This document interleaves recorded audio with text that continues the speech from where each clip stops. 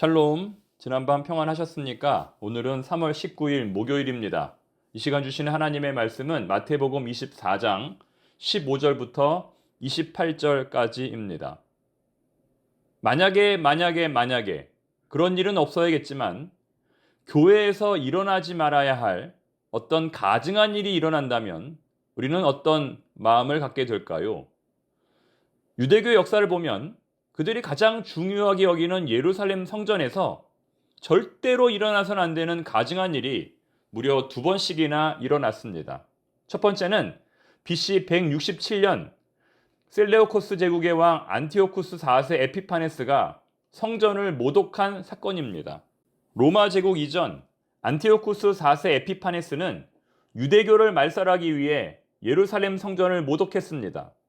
성전 제단에 제우스 신상을 세우고 유대인들이 가장 부정하게 여기는 동물인 돼지의 피를 성전 곳곳에 뿌렸습니다.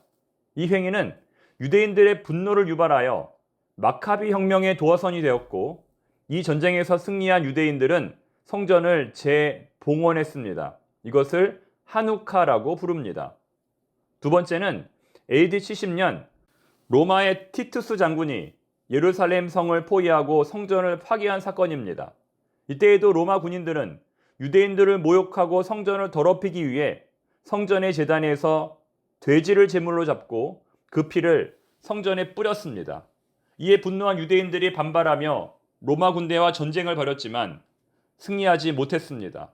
마사다 요새에서 끝까지 항거하던 967명의 유대인들이 집단 자살을 하며 제1차 유대 로마 전쟁이 마치게 됩니다.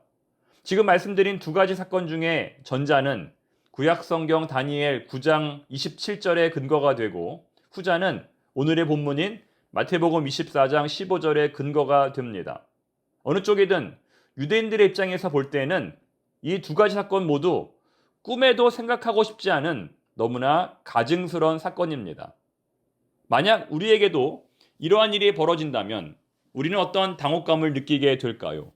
우리 역시도 그들처럼 크게 놀라며 당황하게 될 겁니다. 하나님이 살아계신데 어떻게 이런 일이 벌어질 수 있느냐며 정말 말세 중에 말세 지말이라 하면서 한탄할 겁니다. 하지만 그럼에도 불구하고 우리는 설령 그런 일이 벌어진다 하더라도 하나님에 대한 믿음, 하나님에 대한 신뢰를 버려서는 안 됩니다. 그것이 바로 오늘 본문의 요점입니다. 성전에 돼지의 피가 뿌려지는 가증스러운 일이 벌어지더라도 우리는 여전히 이 세계가 하나님의 주권 안에 있음을 믿어야 합니다. 그럼 지금부터는 그렇게 해야 하는 세 가지 이유를 말씀드리겠습니다. 첫 번째 이유는 예루살렘 성전 파괴는 하나님의 패배가 아니라 메시아인 예수님을 거부하고 그 말씀에 순종하지 않았던 유대인들에 대한 하나님의 심판입니다. 하나님이 로마 군대에게 힘으로 밀려서 유대인들이 패배한 것이 아니라 오히려 하나님께서 유대인들을 심판하시기 위하여 로마 군대를 승리하게 만든 것입니다. 오늘 본문에는 그때 일어났던 전쟁의 참상이 가감없이 기록되어 있습니다. 전쟁이 시작되면 가장 끔찍한 고통을 당하는 것은 여성과 아기들입니다. 일단 전쟁이 시작되면 뒤도 돌아보지 말고 도망가야 하는데 아무래도 여성들은 도망가는 속도가 느릴 것이고 특히 임신한 여성들이나 젖먹이 아기를 키우는 여성들은 더욱 그러할 것입니다. 심지어는 예루살렘 성에 갇힌 유대인들이 기근으로 인하여 자기 자식을 잡아먹는 일까지도 발생했습니다.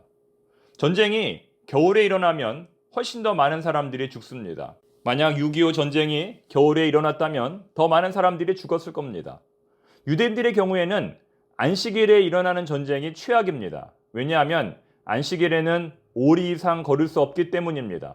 실제로 이것을 노리고 유대인들과 싸우는 적들은 안식일에 쳐들어왔습니다. 그러면 유대인들은 아무런 저항을 하지 못하고 참변을 당합니다. 안타깝게도 로마 군대에 의하여 예루살렘이 함락되었을 때에는 유월절 명절로 인하여 수많은 유대인들이 예루살렘에 모여 있었다고 합니다. 그래서 110만 명의 유대인들이 죽임을 당하고 10만 명이 포로로 잡혀갔습니다. 그래서 본문 21절은 그러한 모습을 가리켜 큰 환란, 대환란이라고 부르는 겁니다. 하지만 22절 말씀을 보면 그러한 대환란도 하나님께서 줄여주셨기 때문에 다 죽지 않고 살았다는 겁니다. 하나님은 그러한 아베 규환의 현장에서도 택하신 자들을 구원하시기 위해 고통을 줄여주셨다는 겁니다. 즉 아무리 혹독한 환란이라 할지라도 하나님께서 주관하신다는 겁니다. 이것이 바로 우리가 하나님을 신뢰해야 하는 두 번째 이유입니다. 마지막 세 번째 이유. 그럼에도 불구하고 우리가 하나님을 신뢰해야 하는 이유는 다시 오실 예수 그리스도 때문입니다. 어제 본문에 이어서 오늘도 적 그리스도의 출현, 유사 그리스도의 출현에 대해서 말씀합니다. 예수님이 오시기 직전 수많은 적 그리스도와 수많은 유사 그리스도가 등장한다는 겁니다. 그들도 예수님과 똑같이 기적을 일으키고 표적을 나타낸다는 것이죠. 하지만 표적과 기사에 집착하는 사람들은 일상의 신비를 깨닫지 못한 사람들입니다. 지난주일 설교 때에도 일상의 신비가 얼마나 중요한지를 말씀드렸는데요. 일상 속에 깃든 하나님의 신비를 깨달은 사람은 굳이 표적과 기사를 찾지 않습니다. 왜냐하면 모든 것이 하나님의 신비이고 기적이기 때문입니다. 아침에 눈을 떠서 저녁에 잠들 때까지 일어나는 모든 일이 하나님의 신비이고 기적이기 때문입니다. 하지만 이러한 일상의 신비를 알지 못하는 사람일수록 이단과 사이비 종교의 먹잇감이 될 가능성이 높습니다. 그러므로 우리는 어떠한 신비스러운 일을 만나더라도 흔들려서는 안 됩니다. 우리는 날마다 살아가야 하는 일상을 붙들어야 합니다. 예수님의 재림은 예측 불가입니다. 누군가의 소문으로 오시는 게 아닙니다. 쉿, 너만 알고 있어. 너에게만 알려주는 거야. 이렇게 말하는 것은 다 거짓입니다.